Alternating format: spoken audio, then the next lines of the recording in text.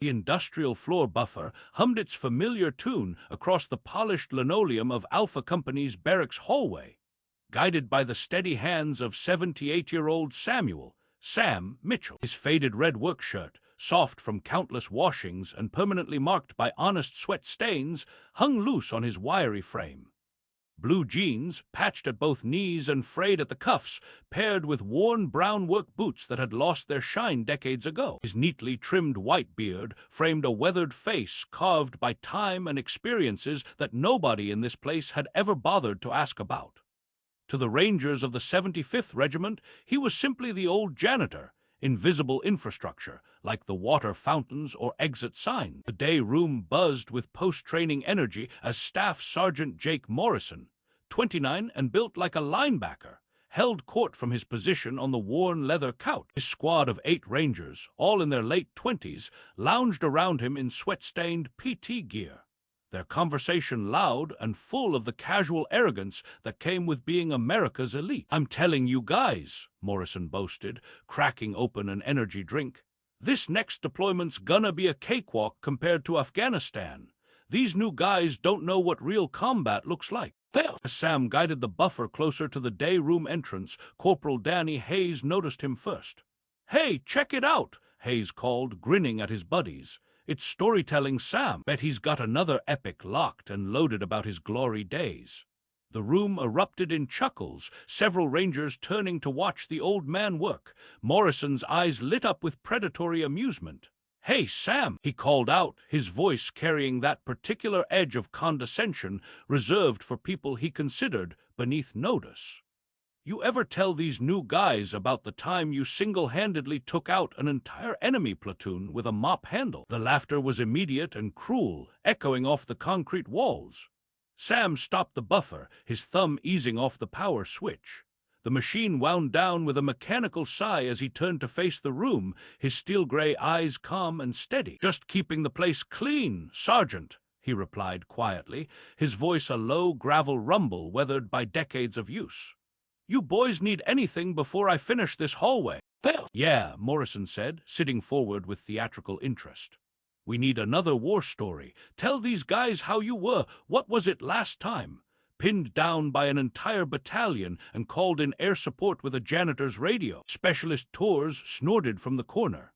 "Nah, I liked the one about dragging 6 wounded guys off a hill by yourself. That was classic fiction." The laughter grew sharper, meaner. Sam's weathered hands remained steady on the buffer handle, his expression unchanged. He'd heard worse, screamed in languages he barely understood, whispered by jungles that wanted him dead. The mockery of boys who'd never known real darkness was just noise. "Boys," Sam said, shaking his head slightly, "ain't much to tell that you'd want to hear. You've got your own wars to fight now." Morrison rolled his eyes dramatically. "Come on, old man. You're standing in a Ranger barracks wearing that little Vietnam veteran cap." He nodded dismissively at the worn baseball cap on Sam's cart. "You better be ready to back it up. What were you really? Supply clerk? Motor pool hero?" Mockery that had started as casual entertainment transformed into something uglier over the next hour. Staff Sergeant Morrison, emboldened by his audience's laughter, made Sam's humiliation his personal mission. Each time the old janitor moved to a different section of the barracks, Morrison's commentary followed him like a shadow. "There goes our war hero," he'd announced to anyone within earshot. "Probably gonna tell us next how he personally briefed General Westmoreland." The Rangers ate it up, their phones now openly recording what they saw as prime social media content. The breaking point came during afternoon weapons maintenance. The squad had their M4 carbines field-stripped across the day room tables, conducting the methodical cleaning that was as much ritual as necessity. Sam was mopping near the weapons area when he noticed Specialist Rodriguez struggling with his bolt carrier group. The young soldier was forcing the firing pin retainer pin, his frustration mounting as the component refused to cooperate. Sam's combat instincts, honed by decades of survival, recognized the problem immediately. "Specialist," Sam said quietly, pausing his mopping, "that pin's got a specific orientation. Quarter turn counterclockwise, then it'll slide right out." Rodriguez followed the instruction, and the pin came free with a soft click. The young ranger looked up with surprise and gratitude, but before he could speak, Morrison's voice cut through the moment like a blade. "What the hell do you think you're doing?" Morrison snarled, rising from his chair with predatory speed. "Did I ask for your input, Janitor?" The room fell silent, every ranger turning to watch the confrontation. Morrison stepped closer, his voice dropping to a dangerous whisper. "You think because you can Google basic weapons maintenance, that makes you some kind of expert? This is ranger equipment, handled by ranger personnel. You're here to clean floors, not play soldier." Corporal Hayes joined the assault. "Yeah, what's next? Gonna show us how to call for fire with a mop bucket?" The laughter was sharper now, crueler. Private Chen looked uncomfortable but remained silent, unwilling to challenge his squad leader's authority. Morrison moved within inches of Sam's face, his voice rising again. "I've had enough of this stolen valor bullshit. You want to walk around my barracks acting like you're one of us? Prove it. What unit? What rank? What did you actually do besides push papers and tell lies to impress kids?" He gestured dismissively at Sam's faded red work shirt. "That costume doesn't fool anyone with real experience." The accusation of stolen valor hung in the air like smoke from a distant battle. Sam's weathered hands remained steady on the mop handle, but something flickered behind his steel-gray eyes. The fluorescent lights seemed to dim, replaced by the harsh white sun of Southeast Asia. The polished linoleum became red clay and crushed jungle vegetation. It was November 1968, and Staff Sergeant Samuel Mitchell was crouched in a bomb crater on Hill 875, his M16 slick with mud and blood. The 173rd Airborne had been fighting for this godforsaken piece of real estate for 4 days, and the North Vietnamese weren't giving it up easy. Around him, what remained of his squad? Kids from Ohio and Texas and California who'd never seen anything worse than a high school football injury were running low on ammunition and hope. The radio crackled with desperate calls for resupply, but the LZ was too hot. Enemy mortars had been walking death across their position for hours. That's when Sam heard it, the distinctive whine of incoming artillery, but not from the enemy. Friendly fire, falling short, about to land right on top of them. "Incoming!" he screamed, but there was nowhere to run. Without thinking, he threw himself over Private Martinez, a 19-year-old kid from El Paso who'd been hit in the leg and couldn't move. The explosion lifted them both, slamming them against the crater wall. When the ringing in Sam's ears faded, Martinez was still breathing. So were the other 3 soldiers he'd managed to shield with his body. The memory dissolved as quickly as it had come, leaving Sam standing in the sterile barracks hallway, Morrison's face inches from his own.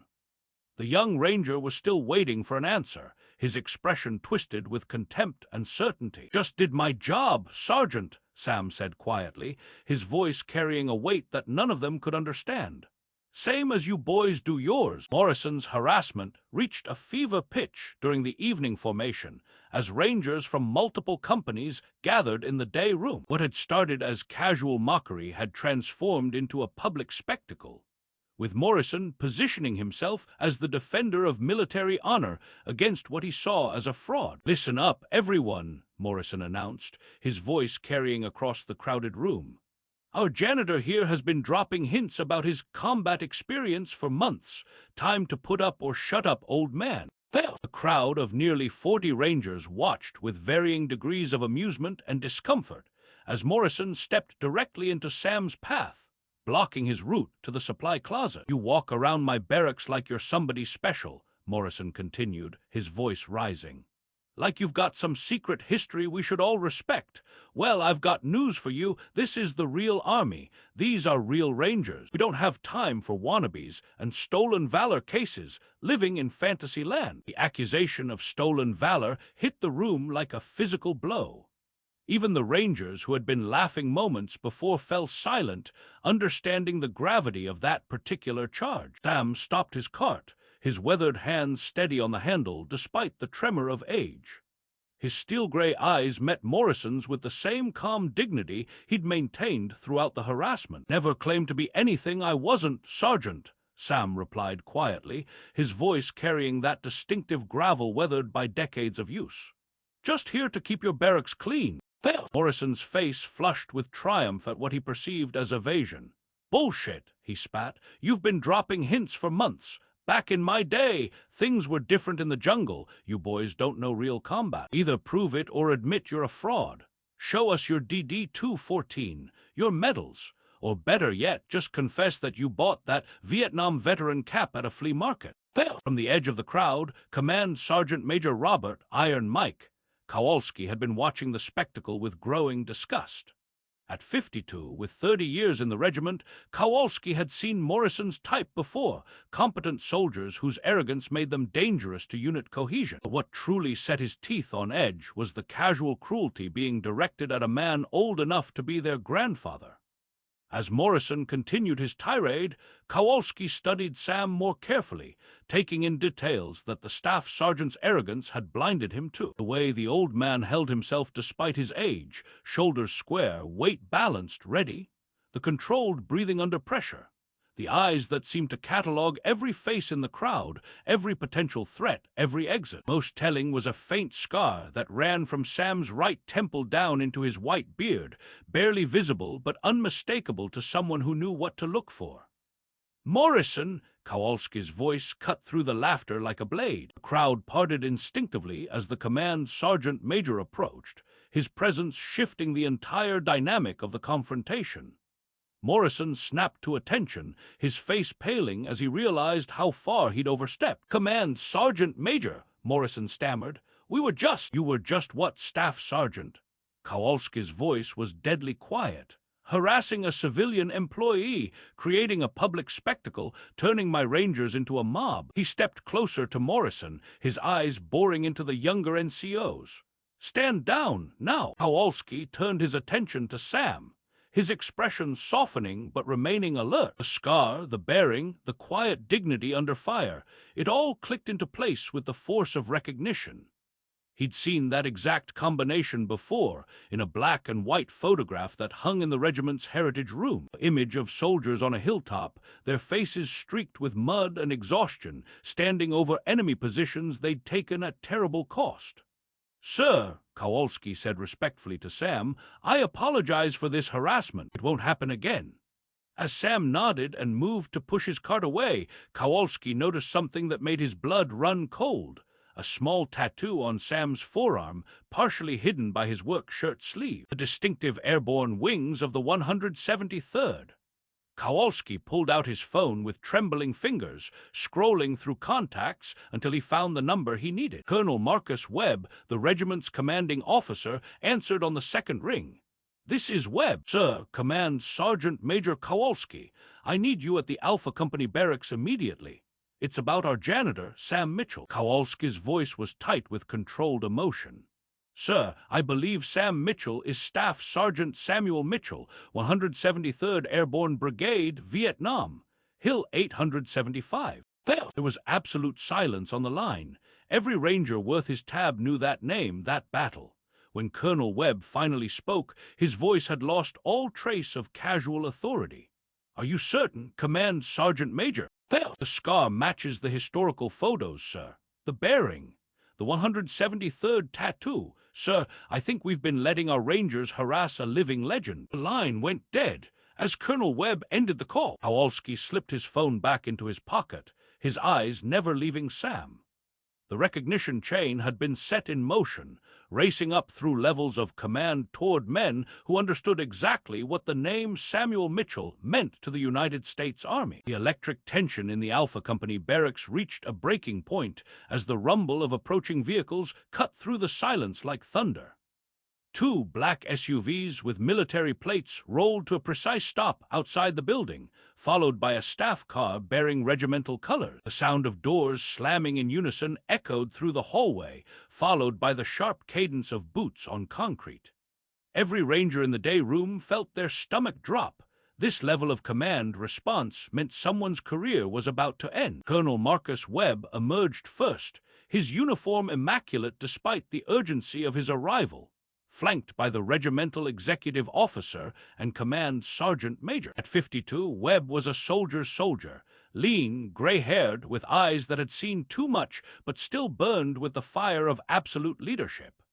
His chest bore ribbons from 3 combat deployments, and his presence alone could silence a room full of Rangers. As he entered the barracks, The crowd snapped to attention with parade ground precision, but his focus was entirely on the elderly man in the faded red work shirt who was calmly organizing his cleaning supplies. Staff Sergeant Morrison stood rigid at attention, sweat beading on his forehead despite the air conditioning, while his rangers shuffled uncomfortably behind him.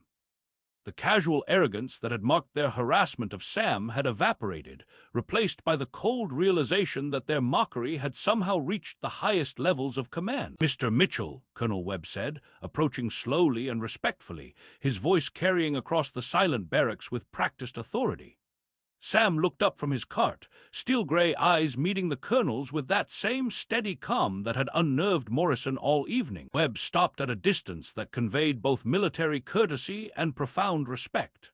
"Sir," Webb continued, his voice softer now but still carrying to every corner of the room, "I need to ask you directly. Are you Staff Sergeant Samuel Mitchell, 173rd Airborne Brigade, 2nd Battalion, Alpha Company?" The question hung in the air like smoke from a distant battlefield. Sam's weathered hands stilled on the mop handle, and for a moment something flickered behind his eyes, not fear, but the weight of memories he'd carried for over 50 years.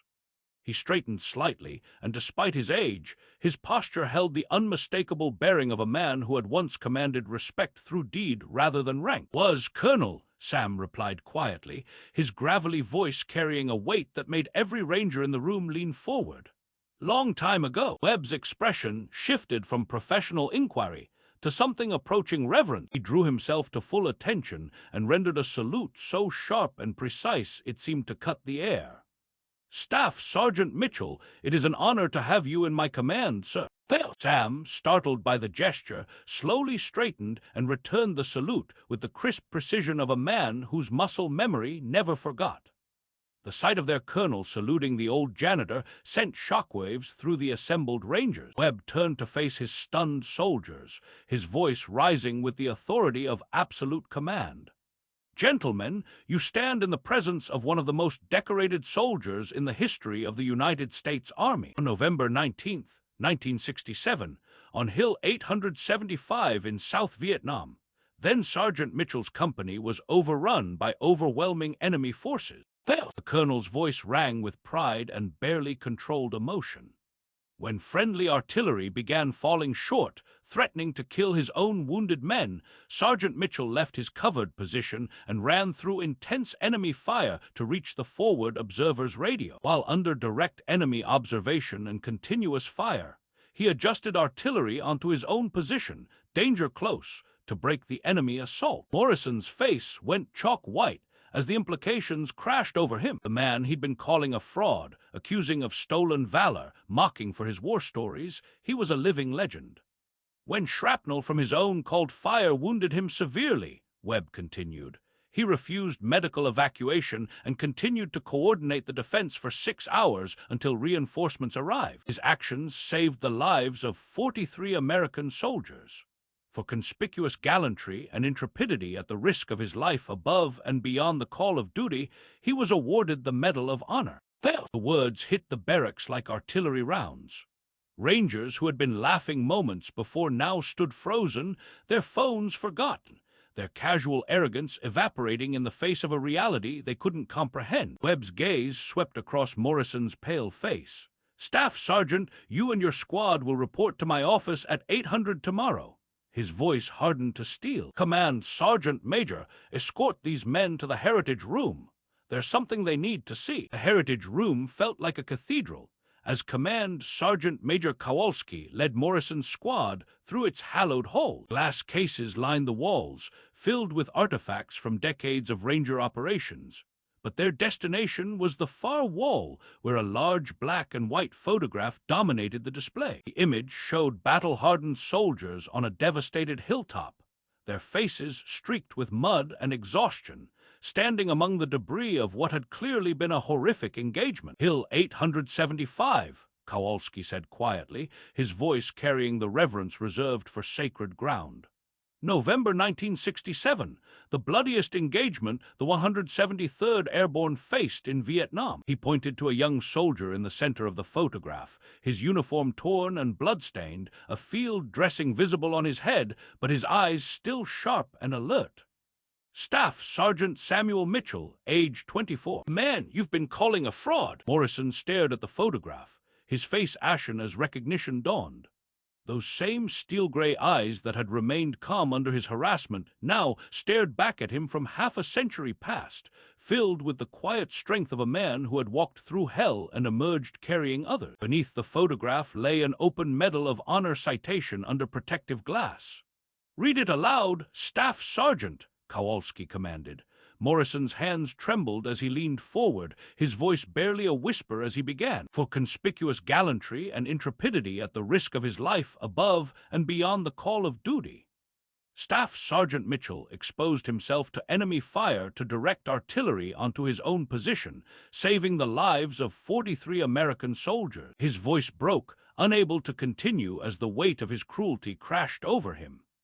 Back in the barracks, Colonel Webb stood beside Sam, who had quietly returned to organizing his cleaning supplies with the same methodical precision he'd shown throughout the harassment. The assembled Rangers watched in stunned silence as their commanding officer treated the elderly janitor with profound respect. "Mr. Mitchell," Webb said gently, "why didn't you ever tell them? Why endure their mockery when a single word would have ended it?" Sam's weathered hands paused on his cart, and for a moment his eyes grew distant. "Colonel," he replied, his gravelly voice soft but clear, "those boys earned their tabs the same way I earned mine, through blood, sweat, and sacrifice. They don't owe me respect because of what I did 50 years ago. They owe it to each other, to the regiment, and to the men who didn't come home." He straightened slowly, meeting Webb's gaze. "Besides, the medal wasn't for me. It was for Martinez and Johnson and Williams, all the boys who trusted me to bring them home. I was just the one who survived to carry their story." When Morrison's squad returned from the Heritage Room, their faces showed the hollow-eyed shock of men who had glimpsed the true cost of their arrogance. Morrison approached Sam slowly, his earlier swagger replaced by the uncertain gait of someone walking on sacred ground. "Sir," Morrison began, his voice barely above a whisper, "I owe you an apology that I can never fully make. What I did was inexcusable. I dishonored the uniform and disrespected a hero." Tears threatened at the corners of his eyes. "Is there anything at all we can do to make this right?" "Well," Sam looked at the young staff sergeant, seeing not the arrogant bully who had tormented him, but a soldier learning a hard lesson about humility and honor.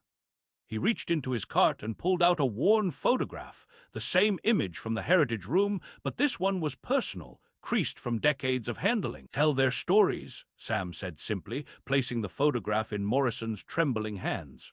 "Martinez was 19 from El Paso. Johnson came from a farm in Iowa.